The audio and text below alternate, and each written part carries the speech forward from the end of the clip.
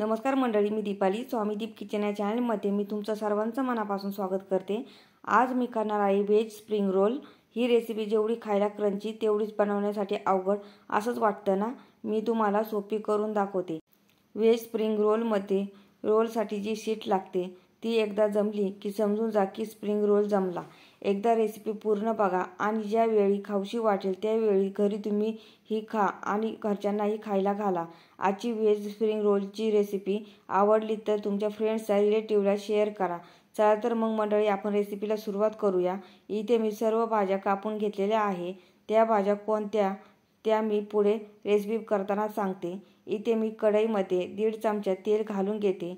आता मी 3 ते 4 चॉप केलेलं लसूण घालून घेते. 1 इंच चॉप केलेला अद्रक घालून घेते.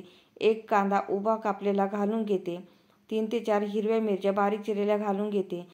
तेल गरम असल्यामुळे लसूण करपला जाईल म्हणून मी साहित्य पटपट घालून घेतलेले आहे.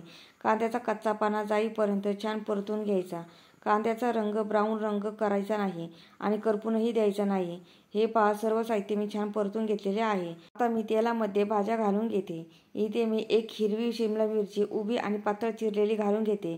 2 छोटे गाजर बारीक चिरलेले घालून घेते. अर्धा कोबी पातळ चिरलेला घालून घेते. आता सर्व भाज्या तेलात परतून घेते. भाज्यांचा कच्चापणा जाईपर्यंत छान परतून घ्यायच्या. गॅसची आच लो ठेवायची, त्यामुळे भाज्या खाली लागणार नाही. आता मी कढईवर झाकण ठेवते आणि 2 मिनिट वाफ काढून घेते, म्हणजे भाज्या छान नरम होतील. आता मी झाकण काढते आणि भाज्या एकदा हलवून घेते. हे पहा, भाज्या छान नरम झाल्या आहे. आता मी सॉस घालून घेते. इथे मी 1 चमचा सोया सॉस, 1 चमचा रेड चिली सॉस, 1 चमचा टोमॅटो सॉस, आता 1 चमचा व्हिनेगर भाज्यामध्ये घालून घेते आणि छान एकत्र करून घेते. आता मी अर्धा चमचा काळी मिरी पावडर घालून घेते. आता मी भाज्यांमध्ये अर्धा चमचा मीठ घालून घेते.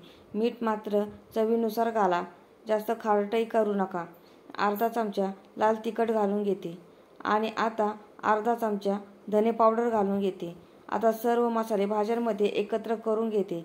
आता मी वाफवून घेतलेले नूडल्स घालून घेते. जर तुम्हाला आवडत नसेल तर स्किप केलं तरी चालेल, पण नूडल्स घातल्यामुळे स्प्रिंग रोल अतिशय छान लागतात.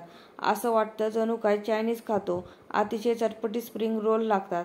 आता मी काटा चमच्याने सर्व भाज्यांमध्ये नूडल्स एकत्र करते, म्हणजे चांगले एकत्र होतील. साध्या चमच्याने लवकर एकत्र होत नाही, म्हणून काट्या चमच्याचा मी वापर करते. हे पहा, नूडल्स छान एकत्र झाले आहे. आपली व्हेजची भाजी म्हणा किंवा स्टफिंग म्हणा तरी सुद्धा चालेल.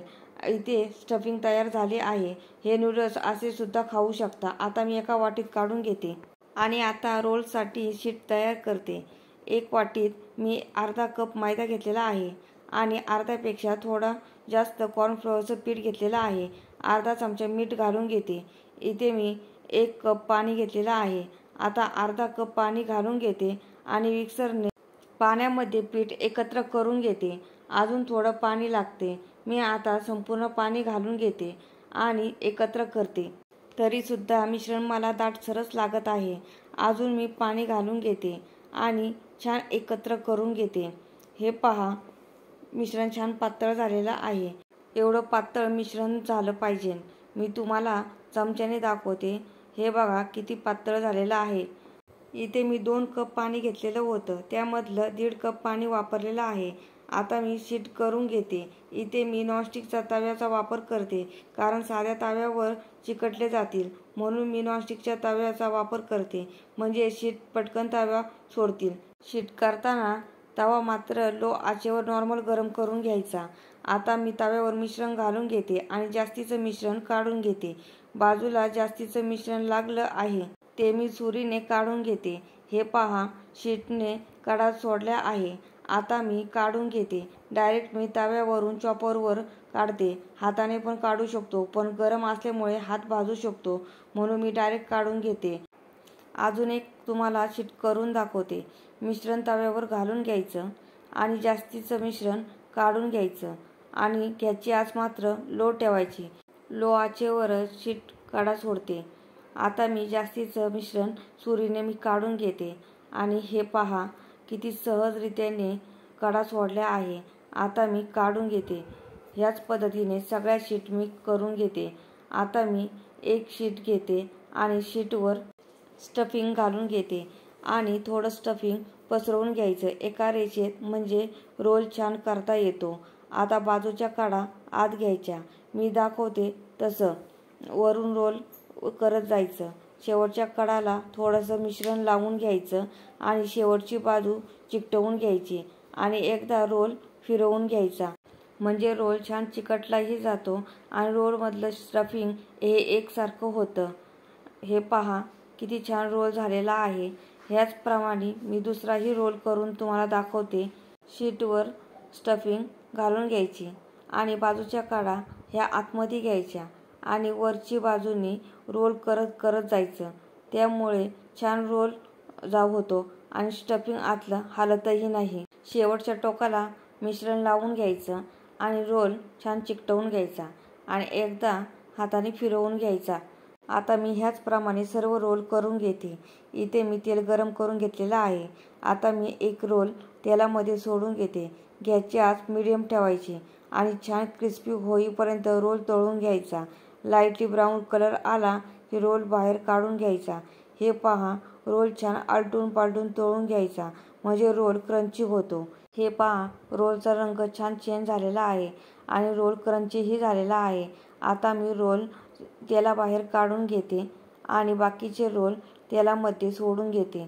सांगा बरं मंडळी, व्हेज स्प्रिंग रोल करणं अवघड आहे की सोपं आहे? मला कमेंट करून सांगा. बाहेर कॅफेमध्ये हेच रोल किती महाग भेटतात, पण तेवढ्याच पैशात घरात आपण कितीतरी रोल करून आणि मन भरून खाऊ शकतो. इथे माझे स्प्रिंग रोल फ्राय करून झालेले आहे. आता मी सर्व करते. तुम्हाला एक रोल कट करून दाखवते. हे पहा मंडळी, किती क्रंची झालेला आहे आणि किती लवकर आणि सहज रीतीने कापला जातोय. आतली स्टफिंग बघा किती छान दिसते. आजची रेसिपी आवडली असेल तर चॅनलला लाईक करा, शेअर करा, सबस्क्राईब करा आणि हो, बेल आयकॉन प्रेस करायला विसरू नका, जेणेकरून माझ्या नवीन रेसिपीच्या व्हिडिओची नोटिफिकेशन तुम्हाला लगेचच मिळेल. चला तर मंडळी, पुढच्या नवीन रेसिपीला लवकर भेटू. तोपर्यंत छान छान खा आणि मस्त राहा.